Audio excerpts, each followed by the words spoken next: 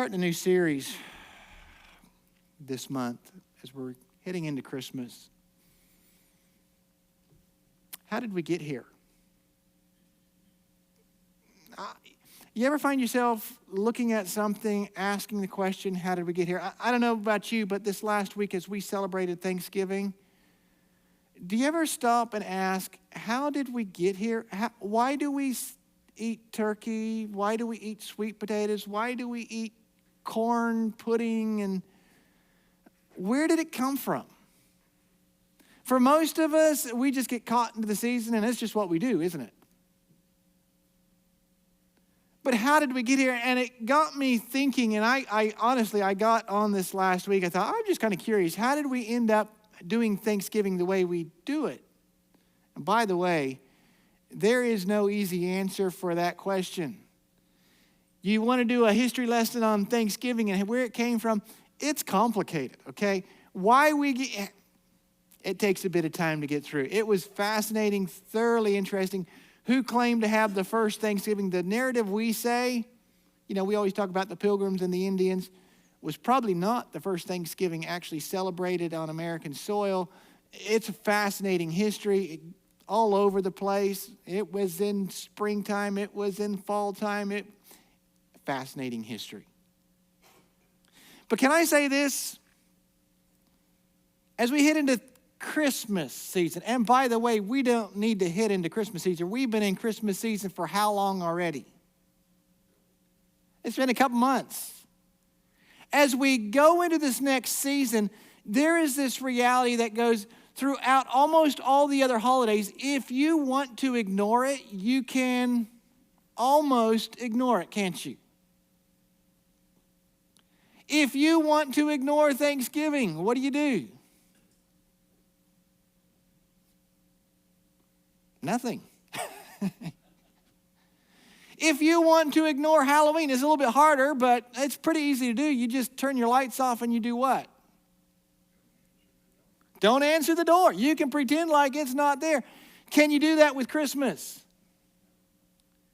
There is no way to ignore the Christmas season. It is something that will roll on you whether you want to or not. You can't get through the mall in the month of, I was going to say November, but October, without the Christmas carols already being sung. You can't turn on television without there being a Christmas movie or 12. You cannot. By the way, for everyone who does not like Christmas, I really do. I'm sorry for you guys. There is no way to ignore it. Christmas is one of those seasons. And have you ever stopped and have you ever asked the question, how did we get here? I mean, Christmas, little red guy with a white hat. Jonathan, I'm not looking at you.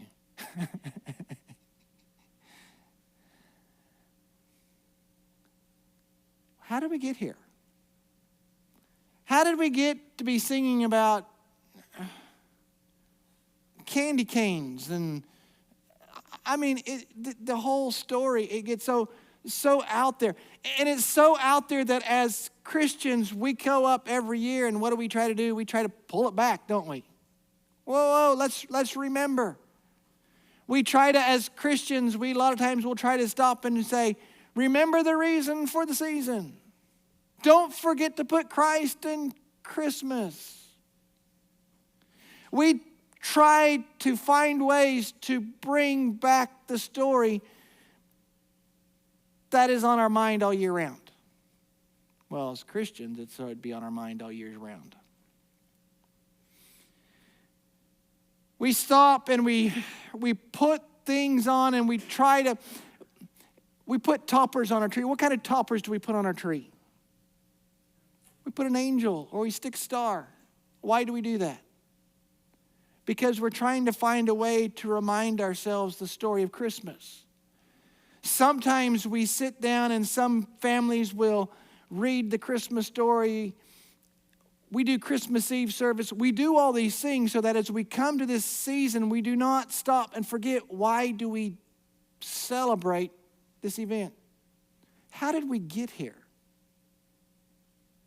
It's an interesting question because it is so far removed from so many people's mind that we sometimes just, all I can do is say is, how did we get here?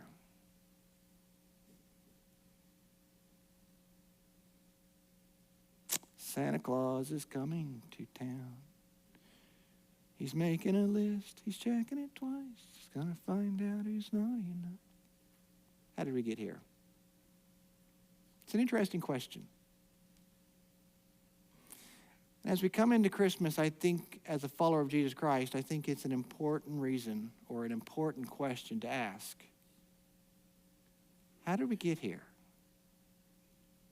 Now, as we come into the season, there's obvious things you expect to hear for Christmas season. Wise men, shepherd, angels, Mary and Joseph, mangers. And yet, before all of these events, there was something that led to Christmas. How did we get here did not start with a babe in a manger. It started long ago. In fact, I want to start Christmas the way Matthew begins to record this event. In Matthew chapter 1, Matthew begins a genealogy of Jesus Christ. Now, as you're beginning the story of how God came to man, it's interesting on how each of the different writers start this event. Let me just start by saying this. Matthew is a disciple of Jesus. He is a Jew who had been a tax collector. All right. This is an important point because as we start this story, that little piece of information begins to tell us something about Matthew. He is a Jewish disciple of Jesus who had been a tax collector, who had been on the outside his whole life.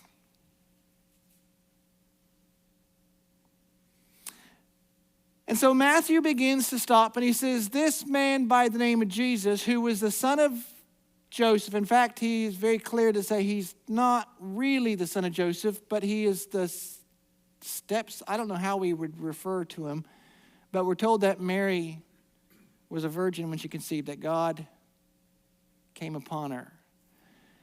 And as Joseph, Jesus' stepdad, he had every right to claim the throne of David. And so Matthew starts saying, here's this man Joseph, who by the time Matthew is recording has probably already passed away. And Joseph, by the way, the family of David had lost all rights to the throne by this time. But there was always a promise that David would always have a king who would sit on the throne. And so Matthew starts with this idea that Joseph was the rightful heir to the throne of David. And so he begins to go back and he begins to trace the genealogy of Jesus. Now, as he does this, he chooses distinctly certain families out of this genealogy. Now, Matthew chooses to go back 14 generations to Abraham. There was few more in there, but the way that the Jewish mind worked is that they picked prominent families throughout a history or throughout the family tree to say, this is your, they couldn't give everybody. So they picked prominent names that people would know at that time and say, here is his family tree. You need to understand, he's got some cred. Now, as he's picking out this family tree to say he's got cred, going all the way back to Abraham, I think it's really fascinating because he comes to a certain point.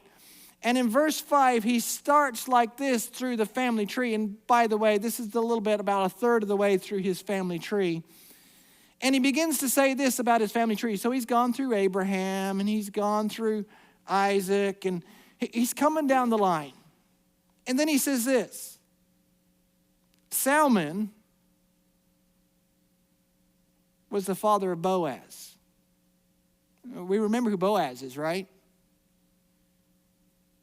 Who's Boaz? Ruth and Boaz. We'll get that next week. But he says, Salmon was the father of Boaz, whose mother was... Does anyone see that up there? What's it say? Rahab. Why is that important? Do you understand when he's tracing his family tree, the son of David, they don't trace women. Because the kingly line passes through what? The male line. And yet, as you begin to trace back through the line, and by the way, if you're here Tuesday night, we're going to look at this a little bit more in depth because I think it's fascinating. He pulls 4 women and puts them into this family tree. 4 strange women that we're going, where did this come from? The right to rule did not come through women, so the fact that he puts these women in is strategically important. Salmon, the father of Boaz, whose mother was Rahab. Boaz was the father of Obed, whose mother was Ruth. You see, the value in the story of Christmas is more than the wise men and the shepherds.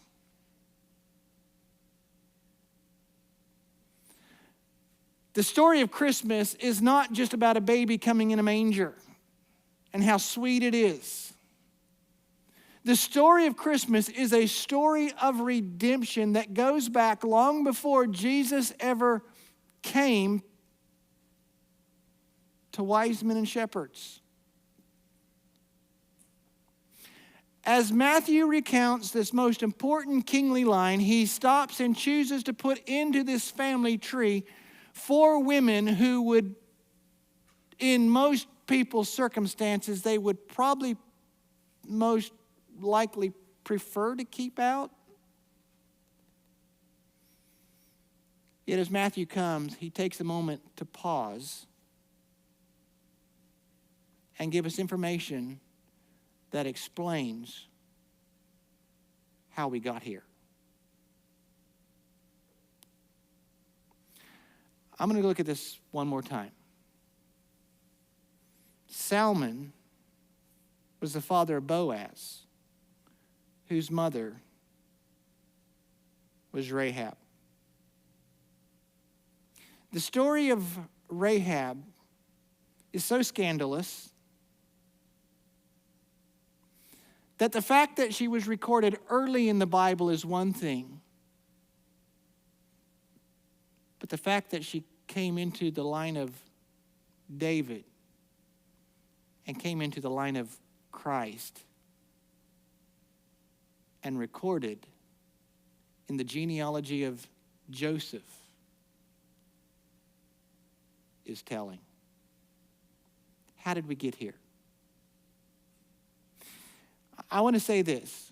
I want to encourage you. The story of Rahab is found in the book of Joshua chapter 2, and I really want to encourage you to go home and read this for yourself because we don't have time to read it this morning. But I want to tell it to you so that you understand where we're at. Moses, we all remember our Sunday school lessons, right? Moses has just passed away, and he's brought the children of Israel to the promised land. They're standing on the one side of the Jordan River, and on the other side of the Jordan River is the land that God has promised them, a land that is described as flowing with milk and honey.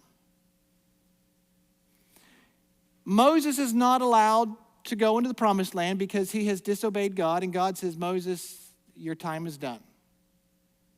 Moses passes away, and he passes the leadership to a man, and I was going to say a young man, but he is not young by this time. He's actually quite an elderly man by the name of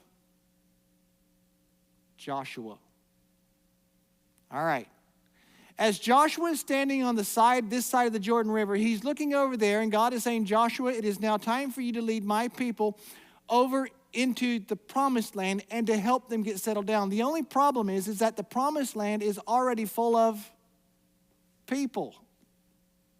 And right on the other side of the Jordan River, there's the first encounter that God is going to bring them up against, and it is the city of Jericho. Now, the city of Jericho is a well-protected city, and for a nation, and I say a nation, they are really not a nation. They are a group of tribes who have been nomads, who've been wandering around in the desert for 40 years.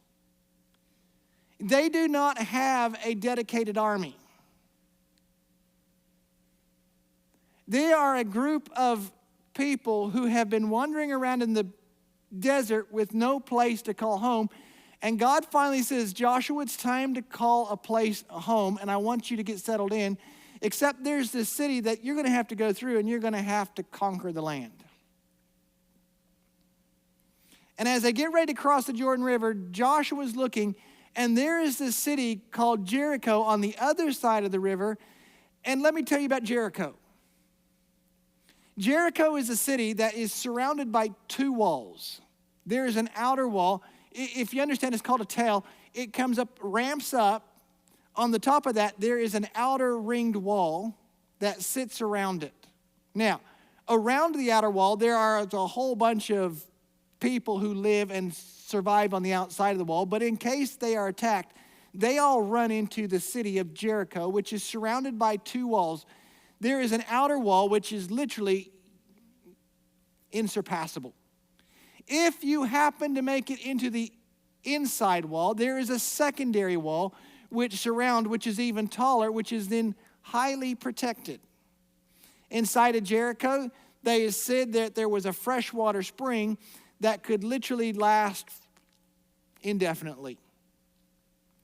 They had prepared the city of Jericho that if it went under attack, it could survive a siege for up to 3 years.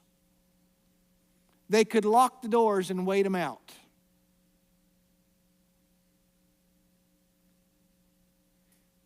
As Joshua is looking at this, he says, I do not know how we're going to do this. I don't have an army.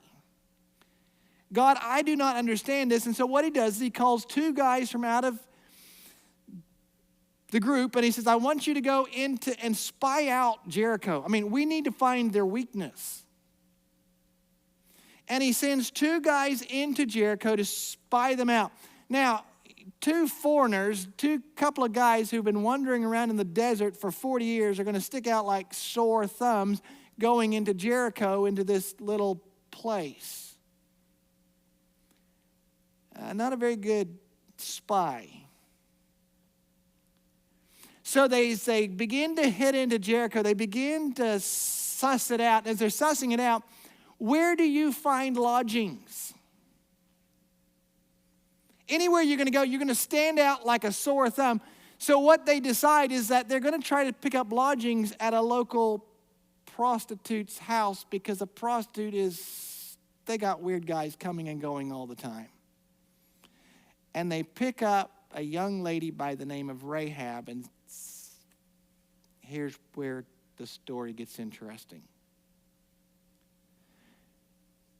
Even though they go into this weird place, they're sticking out like sore thumbs, and the word gets back to the king of Jericho very quickly, and hey, there's these two guys, and I think they're from that group, that large group that's been hiking around the desert for the last 40 years. There's just two guys. And they've come in and they have went into Rahab's house. And so the king sends down a couple guards and says, pick them up, bring them in. We're going to find out why they're here. As they come to Rahab's house and they start knocking on the door, Rahab opens the door and they said, look, those two strange guys that came in, we need to know where they're at. Now, she lies and she says, I don't know, I think they left already. But she takes them up to the roof and she hides them on the top of her roof, which happens to be up against the outer wall. Remember I said Jericho is surrounded by 2 walls? That gap in between Jericho, they had slum. The best way we could describe it today, the slums were kind of in that spot in between, so that if you were going to get attacked, guess who gets attacked first? Her house is built up against the wall on the outside of this outer wall because she's not anyone of importance.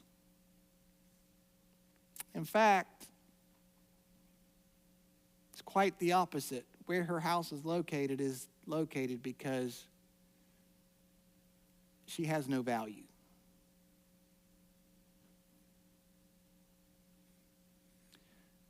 As Rahab is hiding these guys, she sends the guys off, and as night comes, she quickly gets these guys out, and because her house is built up on the outer wall, she lets them off somehow over the wall and says, look, I'm just going to be open in front with you. We've heard about you guys, and we know that your God has opened the Red Sea and does some amazing things for you.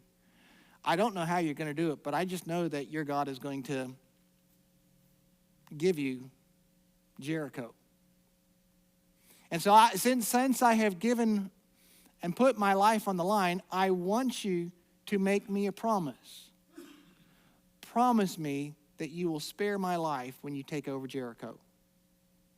Now, they do a deal with her. They say, look, the day we attack, have your family, whoever you have in your house, put a red cord out the window, and we will make a promise that as long as you keep your family in the house and put a red cord out the window, we will not touch your family.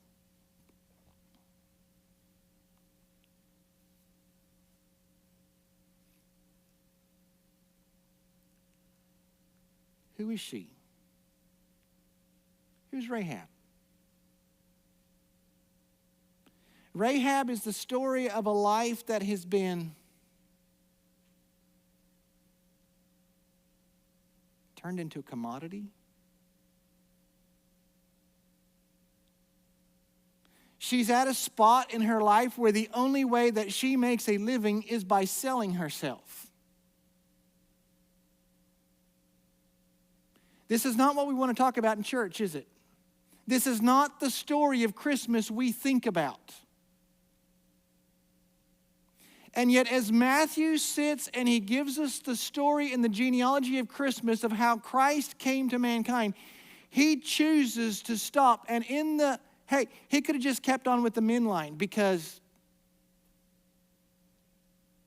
but he says this is so important. Out of the 14 generations I want to pick out of the line of Christ, here is Salmon, who is the father of Boaz, whose mother is Rahab. Why?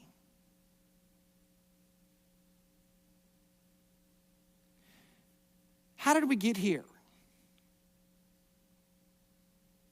You see, Rahab begins to answer the question, how did we get here?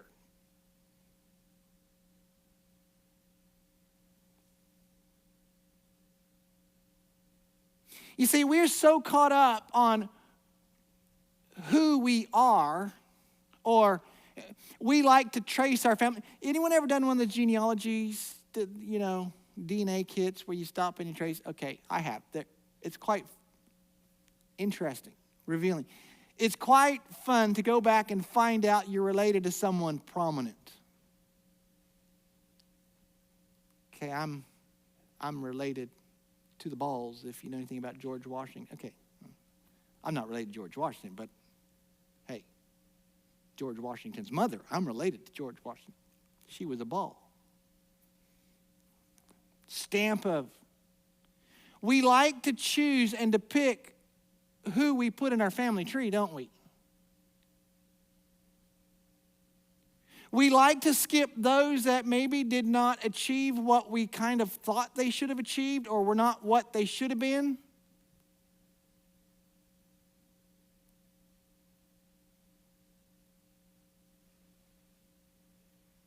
And what Matthew begins to remind us is how we got here. Rahab is right in the middle. Rahab, she's got no importance to the genealogy of the kings, right? And Matthew says she has so much to do with the story of the birth of Christ. Her story is our story.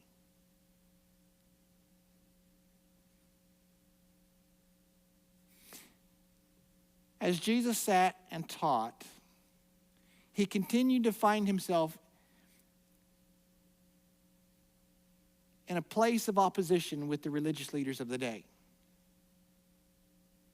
So the people who, if we were to compare it today, for those who were sitting in the churches of that day, okay, those who were going to the temple being religious, began to continuously have a problem with Jesus because of what he did and what he taught. As Jesus taught what it looked like to have a relationship with God, the religious leaders of the day were disturbed by his actions. I want to kind of just hit one story. Matthew records an event that happened with him. This is why he records the genealogy the way he does. Let me pick this up in Matthew chapter 9. And I'm going to just read verses 10 down to verse 13. Follow along with me.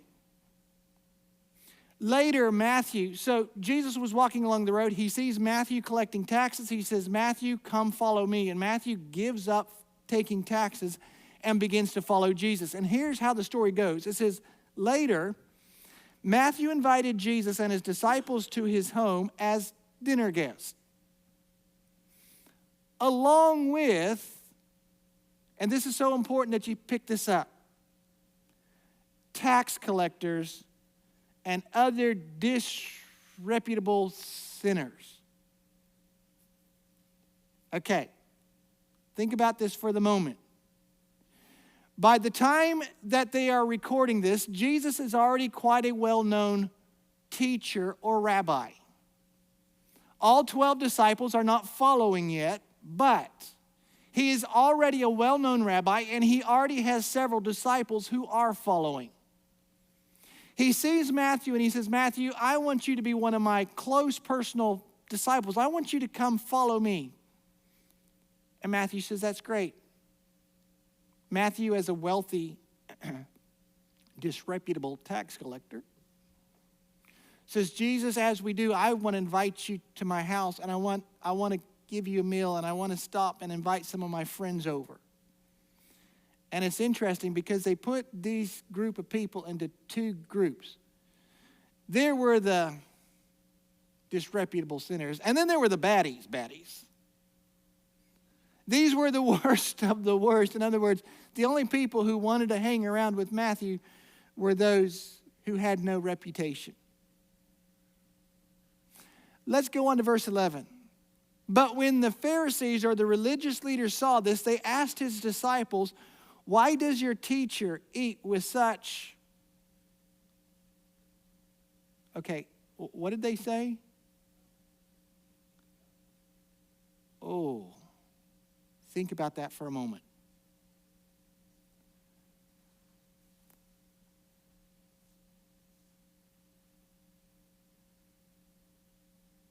Why?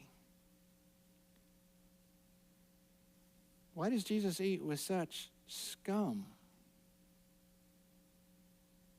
Verse 12, when Jesus heard this, he said, healthy people don't need a doctor.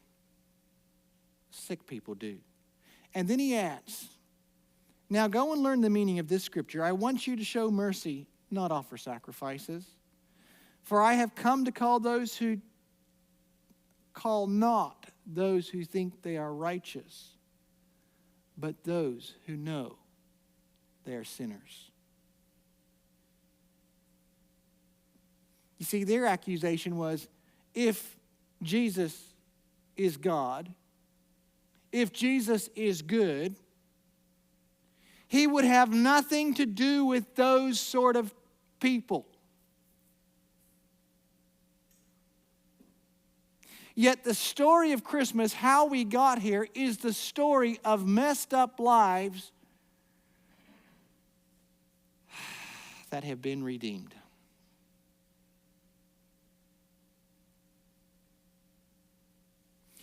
How did we get here? It is the story of the broken who were able to have their lives put back together.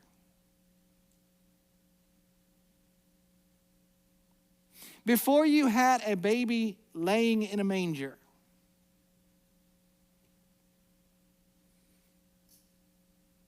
you had a Rahab who was not a Jew, who was broken and in a place where her life was not her own.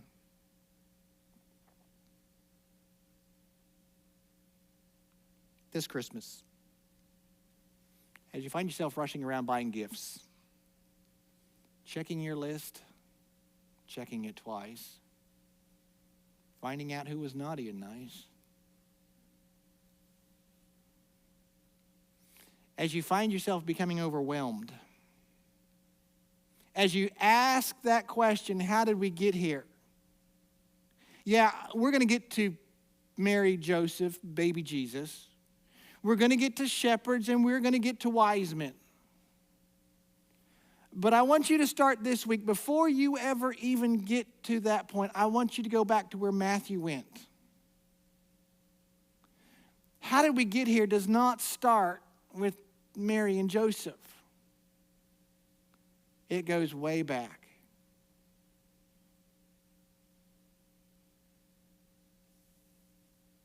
To a city called Jericho. To a woman who was broken, who was overwhelmed, and had no future.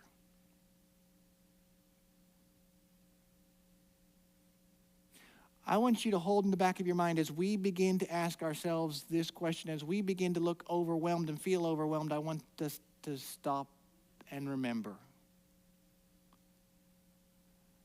How did we get here? There's a bigger story.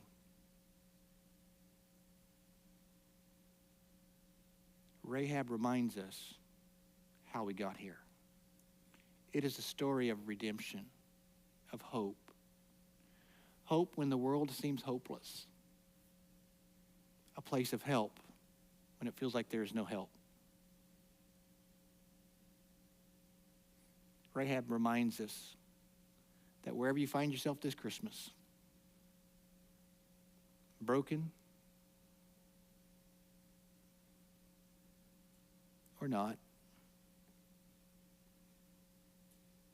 we have a place that we call Christmas that is more than a few Christmas presents and a turkey on a table. It is a story of redemption and hope and help.